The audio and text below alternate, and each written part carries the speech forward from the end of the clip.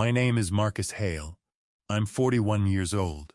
6 weeks ago, I sat in my mother-in-law's private dining room at the Millbrook Country Club, surrounded by 22 of her closest friends, while she touched her pearl ring the way she always did before she said something cruel, slid a single sheet of paper across the white tablecloth and said, "Sign this, Marcus. It's the least you can do for this family after everything we've given you. Everything we've given you." I want you to remember those 4 words, because by the end of this story, you'll understand exactly how much they cost her. I picked up the pen. I signed my name at the bottom of that page, slow and steady, my hand not shaking even once, and I smiled the whole time I did it. The room exhaled. Somebody near the back actually clapped. They thought the Hale problem was finally solved. What none of them knew, not Vivian, not my soon-to-be ex-wife Claire, not her sister Devon, or her brother-in-law Preston, who sat there smiling like a man who hadn't already destroyed 3 families with his lies, was that the woman who taught me how to survive that family had been dead for 3 years.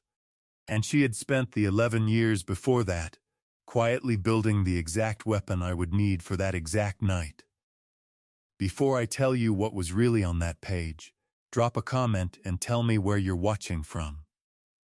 Hit subscribe if quiet revenge is your kind of story, because this one takes its time before it bites.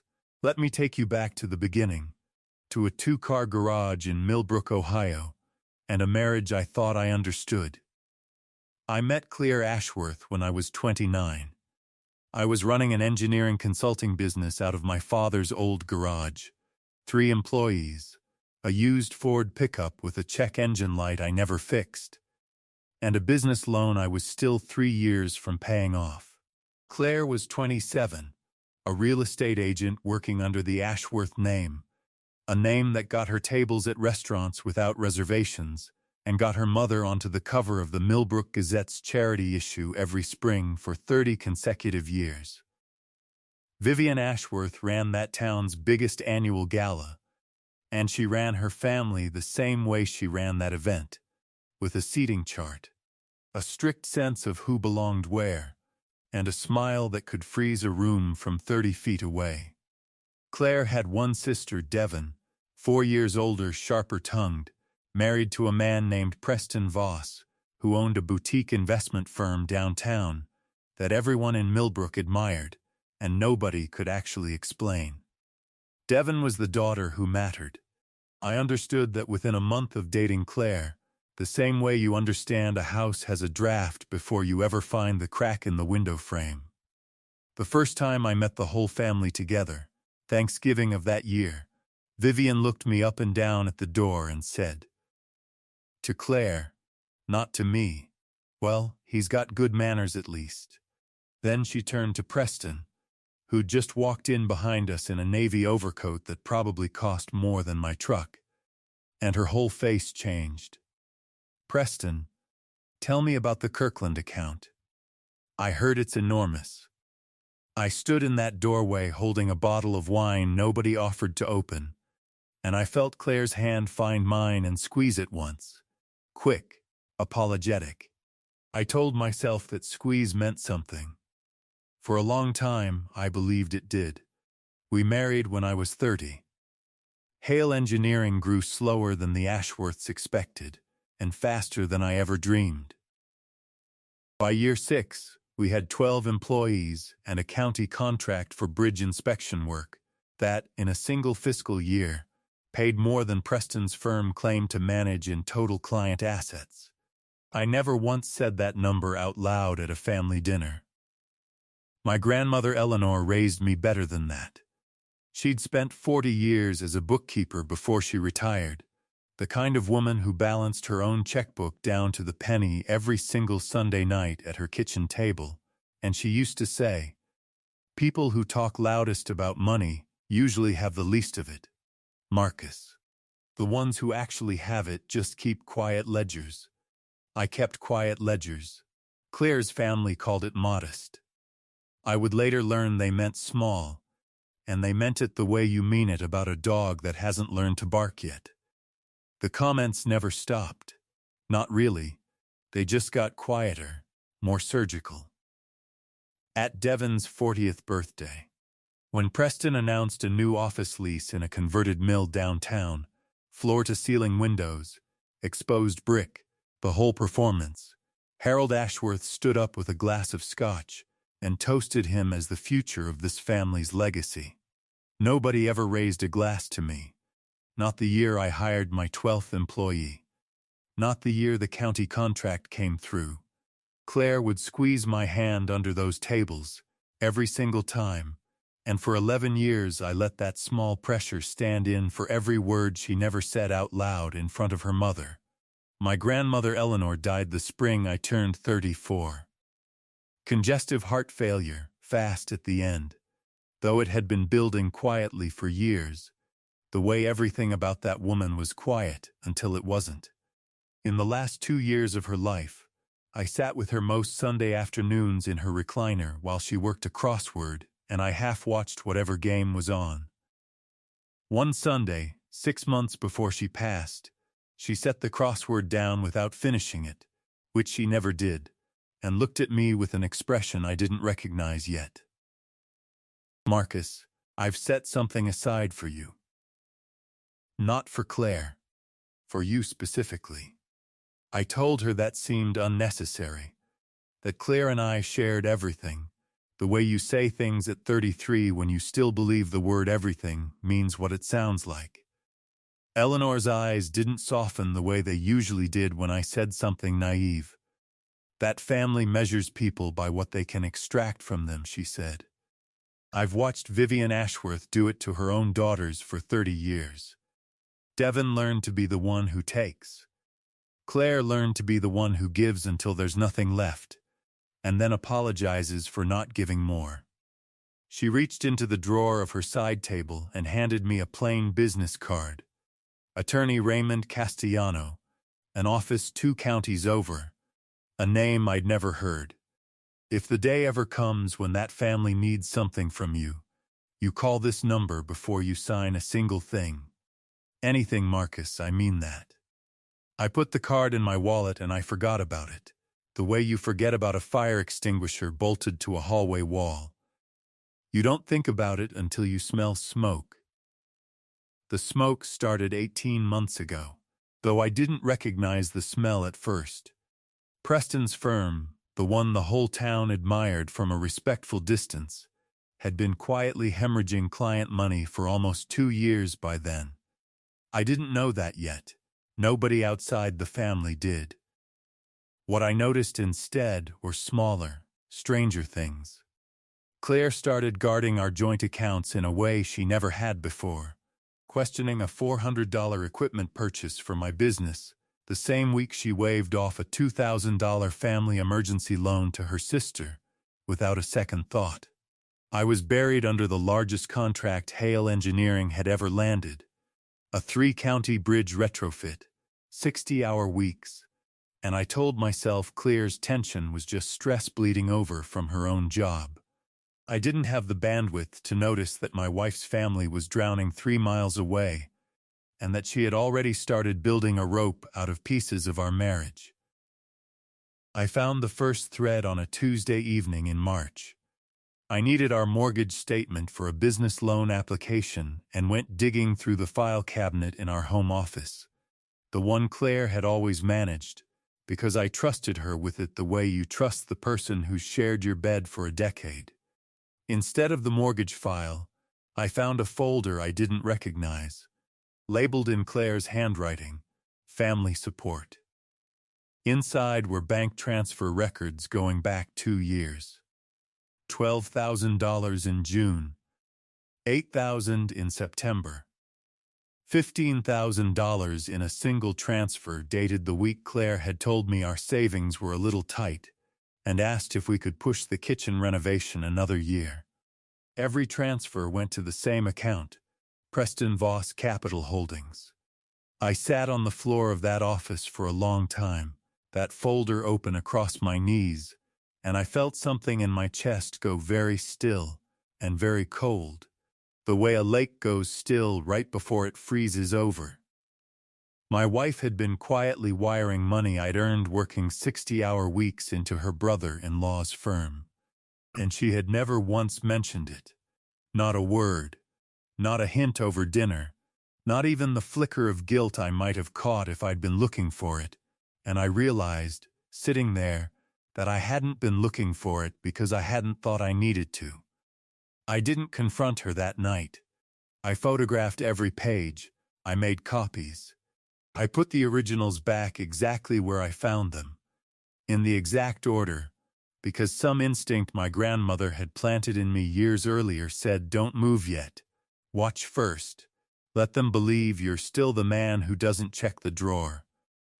What I found over the following weeks made that folder look small.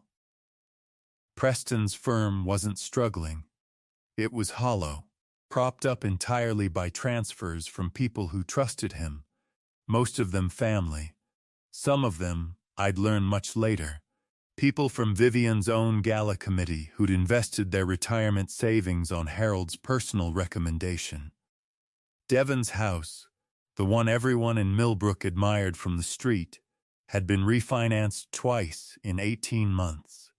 And Claire had become the family's quiet solution, slowly over years of phone calls and dinners and the particular guilt only a mother like Vivian Ashworth could manufacture.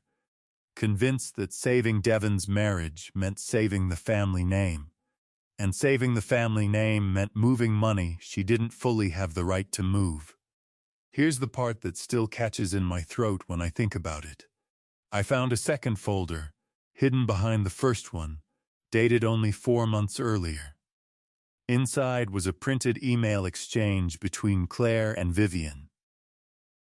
Claire had written, "I don't think I can keep doing this without Marcus finding out. What if he asks about the retrofit bonus?" And Vivian had written back 3 words that told me everything about what my marriage had actually become. "Then don't tell him." I called Raymond Castellano on a Thursday afternoon in April. I still had the card, worn soft at the corners from 3 years of being carried and never used.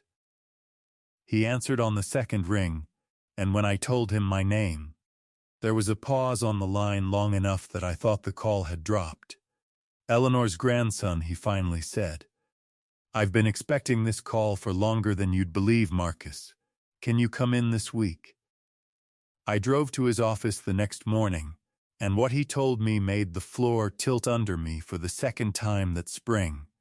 My quiet, crossword-solving grandmother had set up an irrevocable trust in my name 11 years earlier, the same year I married Claire. Not out of suspicion of her specifically, Raymond explained, but out of a lifetime of watching families exactly like the Ashworths operate on people exactly like me. The trust held the deed to Eleanor's house, a modest 4-bedroom on the edge of town, fully paid off, and an investment account she'd built quietly across 4 decades as a bookkeeper who never spent what she didn't have to. $210,000, untouched, compounding patiently for 11 years, entirely outside any marital estate because it had never legally been mine to give away in the first place. It had always been mine to protect. "There's one more thing," Raymond said, and he slid a sealed envelope across his desk. "Eleanor left this for you. Instructions were clear. Only open it if you ever called this number under circumstances like these." I opened it right there in his office. 3 paragraphs. Her upright, careful handwriting. "Marcus, if you're reading this, the day I feared has come. I never doubted your character. I doubted theirs. Vivian Ashworth taught her daughters that love is a transaction and family is a debt collector, and I have watched that poison move through 3 generations of that family.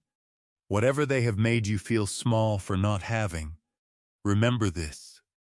Quiet does not mean weak. It means patient. Protect what's yours. Don't do it with anger. Do it with paper. All my love, Grandma. I folded that letter into my jacket pocket and I understood, finally, exactly what she had been quietly preparing me for since I was 30 years old. The divorce filing came 4 months later, and it wasn't from me. Claire filed first, and I understood immediately why. Preston's firm collapsed publicly that summer, messily. 2 lawsuits from former clients, and a state inquiry into where investor funds had actually gone. The Ashworth family needed money fast, and Vivian had apparently decided the fastest available source was my half of a marital estate that included Hale Engineering, now appraised, according to Claire's attorney, at just under $2 million. Claire's petition asked for 60% of everything, citing my excessive work hours as marital neglect. I read that phrase 4 times sitting in my truck outside my own lawyer's office. Marital neglect. The woman who had spent 2 years secretly wiring our savings to her sister's failing firm was accusing me of neglect. I hired Priya Nair, a sharp, unhurried attorney Raymond recommended, and together with a forensic accountant named Foster Grimes, we built a file the size of a phone book. $231,000 in unauthorized transfers over 26 months. Every single one traced, dated, and matched against a joint account that only ever had 2 signatures authorized on it. And only one of them had ever actually been used. 6 weeks ago, before any of that had come out in open court, Vivian invited me to what she called a family reconciliation dinner. I almost said no. Claire had already moved out. The filing was already circulating among people in Millbrook who cared about that sort of thing. But something in me wanted to watch, one final time, exactly what kind of performance Vivian Ashworth was capable of staging when she believed she still held every card at the table. The country club's private dining room looked the way it always did for one of Vivian's events. White orchids. A string quartet she'd hired for reasons I never understood. 22 guests who Vivian introduced me to that night as though I were a stranger being auditioned for a role I hadn't applied for. Devon sat beside Preston, who smiled through the entire meal like a man who hadn't just been named in 2 active lawsuits. Harold gave a toast about family loyalty and difficult seasons that made my jaw ache from clenching it under the table. Over dessert, a woman I didn't recognize, one of Vivian's gala committee friends, leaned across the table toward me with a glass of wine already half finished, and said, not unkindly, just carelessly, "You know, Vivian talks about you sometimes. Says you're a hard worker. Not exactly Ashworth material, but hard-working." She laughed like it was a compliment. Nobody at that table corrected her. Then Vivian stood. She tapped her glass twice with a small silver spoon, and the whole room quieted the way rooms always quieted for her. She touched her pearl ring, that habit I'd watched her repeat at every single family gathering for 11 years, twisting it once between thumb and forefinger before she said anything she considered important. "Marcus," she said, loud enough for all 22 guests to hear clearly, "we've all been through so much this year as a family. Preston's situation has been a strain on everyone, and I think we can all agree the last thing this family needs right now is a prolonged, ugly legal battle dragging our name through the papers." She produced a single sheet of paper from a leather folio she'd clearly been holding all evening for exactly this moment. "This is a simple waiver. It releases any claim you might pursue in the divorce regarding certain transfers, in exchange for a clean, peaceful separation from this family. No more discovery motions. No more accountants digging through everyone's business." She slid it across the tablecloth toward me. "Sign this, Marcus. It's the least you can do for this family after everything we've given you." The room went quiet in that specific way rooms go quiet when everyone is pretending not to watch something they're desperate to watch. Devon studied her plate. Preston kept smiling, though I noticed, for the first time all evening, a thin sheen of sweat at his hairline.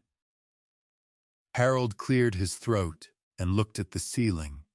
And Claire, my Claire, sat 2 seats down the table, with her hands folded so tightly in her lap that her knuckles had gone pale, and for just 1 second, 1 single second before she caught herself, she looked at me the way she used to look at me 11 years ago, like she wasn't entirely sure this was the person she wanted to be. I picked up the pen. I want you to sit with that for a second, because I know exactly what it looked like from where they sat. 22 witnesses watching the quiet, small, hard-working son-in-law finally fold under the weight of Vivian Ashworth's certainty. I signed my name at the bottom of that page, slow and steady, and I set the pen down, and I let a small, tired smile cross my face. The room exhaled.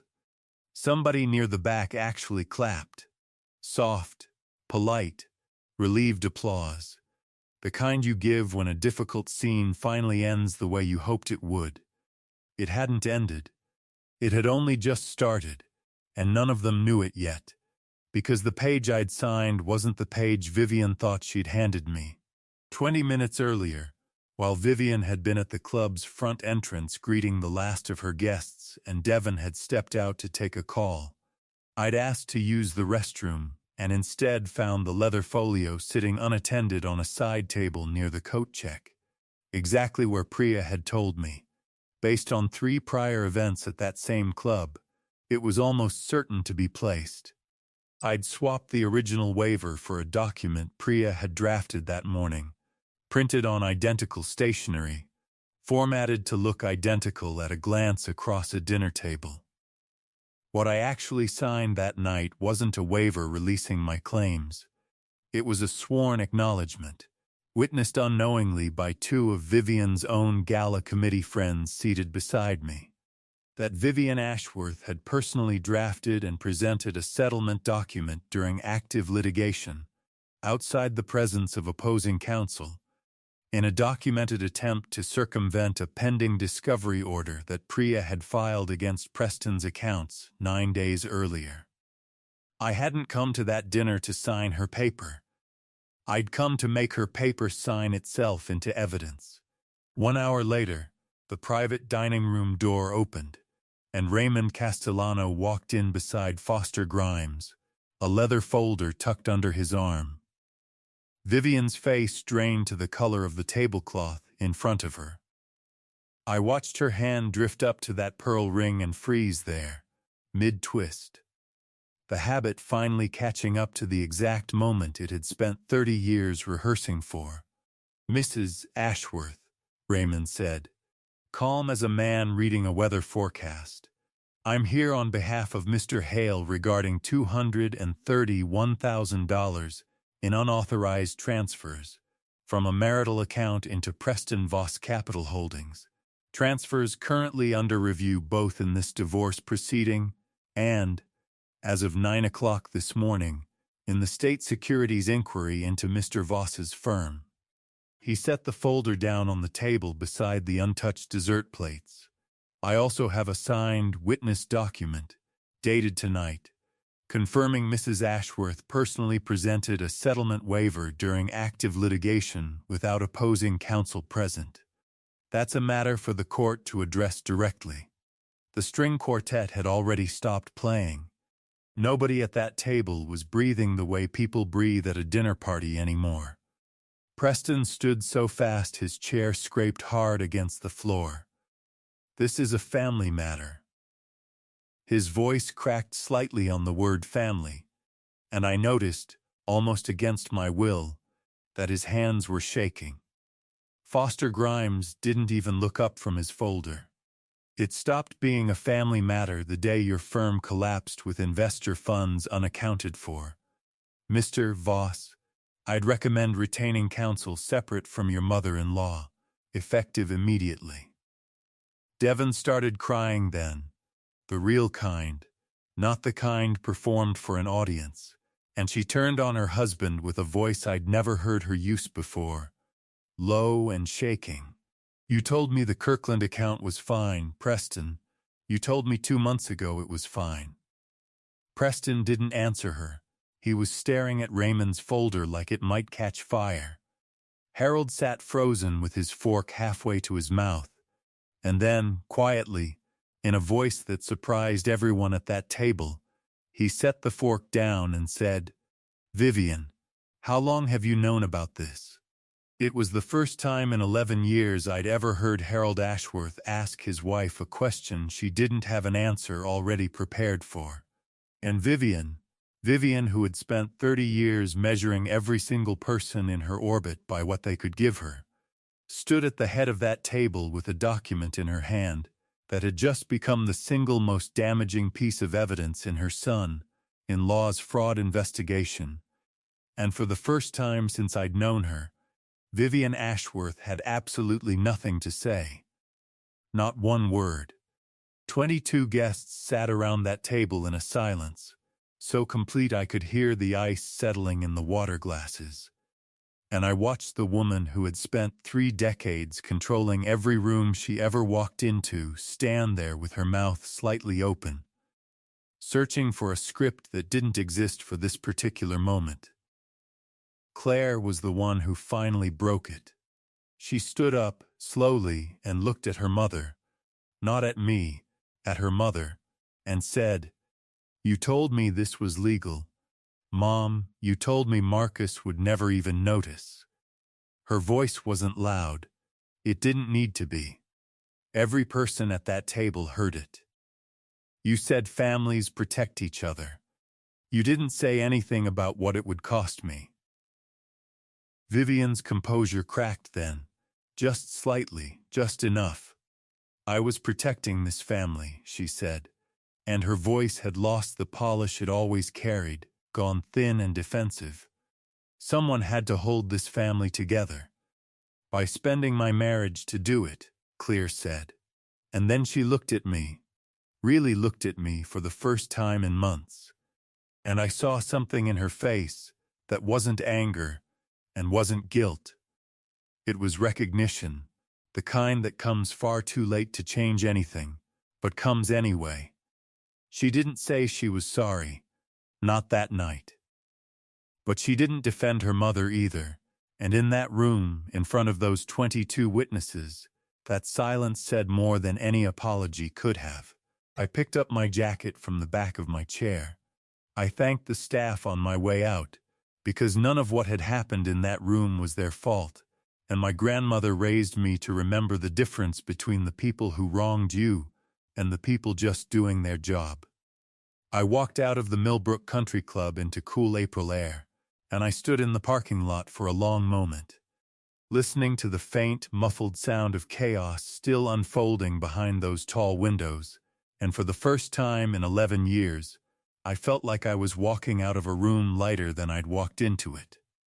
Here is what happened to each of them in the months that followed, because I think you deserve to know how the ledger actually closed. Preston Voss was indicted on 3 counts of securities fraud that August. The state's investigation, once it had Foster Grimes's forensic trail to build on, moved faster than anyone expected. His firm's remaining assets were seized and frozen pending trial. He's out on bond now, and I heard, through people who still talk to me even though I mostly stay out of Millbrook's social circles these days, that he's working the floor at a car dealership 2 towns over, selling used sedans to people who have no idea who he used to be.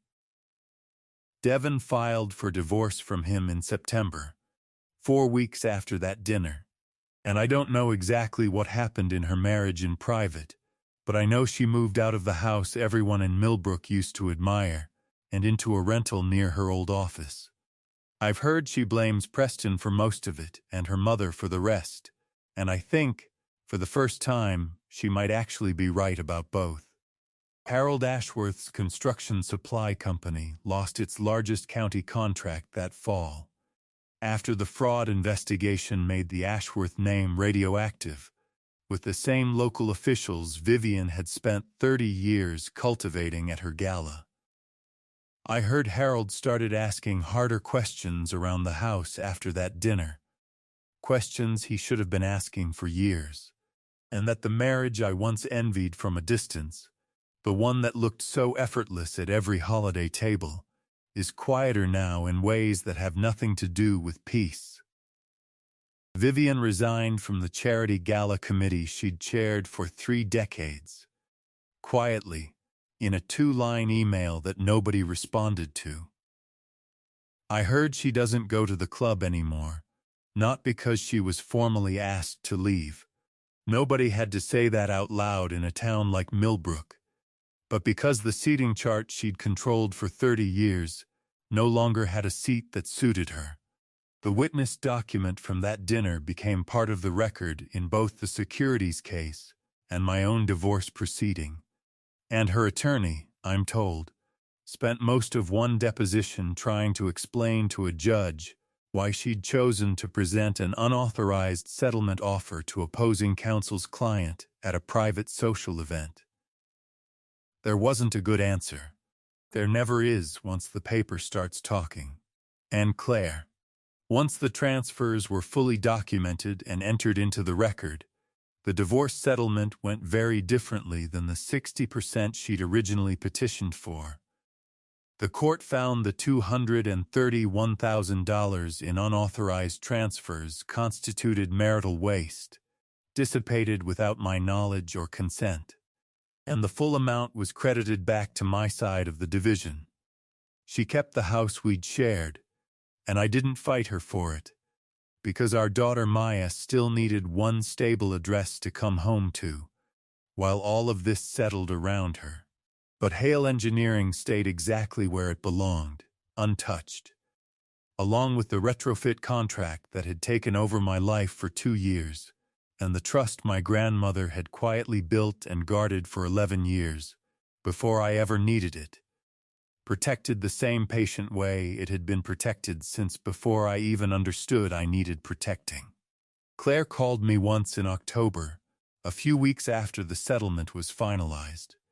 She didn't apologize, not exactly, not in so many words.